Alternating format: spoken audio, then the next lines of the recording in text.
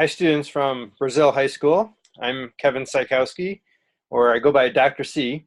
I'm a professor at the University of Toledo in the Department of Geography and Planning, so I'm a geography professor. And your teacher, Mr. Ali, wanted me to introduce myself and say thank you for being part of the GLOW program.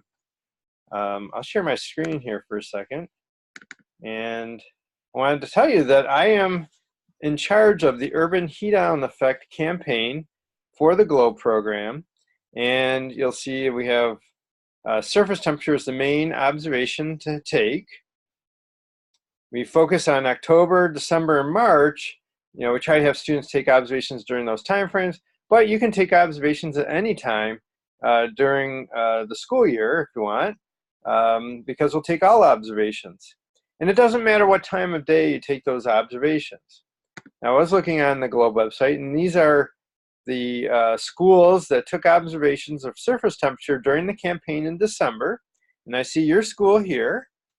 Now let's zoom in on it.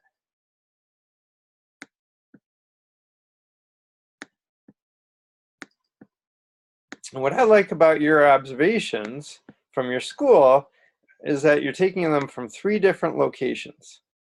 I see there's a reservoir near your school as well. So let's turn on Sally, because I think that's more interesting. You see the reservoir. I wonder if you get water from that. You have a little town in your school here. So it looks like you take observations from a parking lot, and then a grassy field, and then I'm not sure what this area is here. If that's in between buildings, maybe a cement area.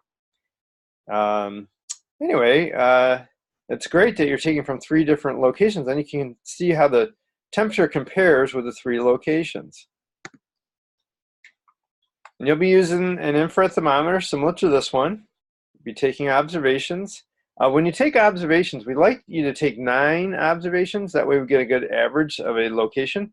So if you take 9 observations, each observation that you take, each time you go outside, take 9 observations of the parking lot, and then a different 9 observations of the grassy area.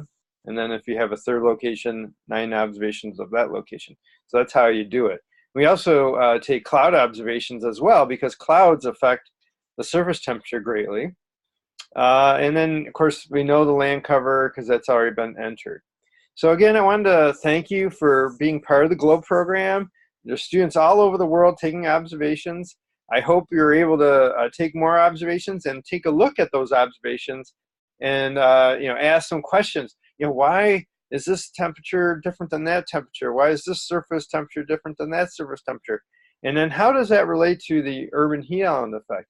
But basically, if we have more pavement and more buildings, do we see warmer temperatures? All right, that's all for now. Thank you, and keep up the good work.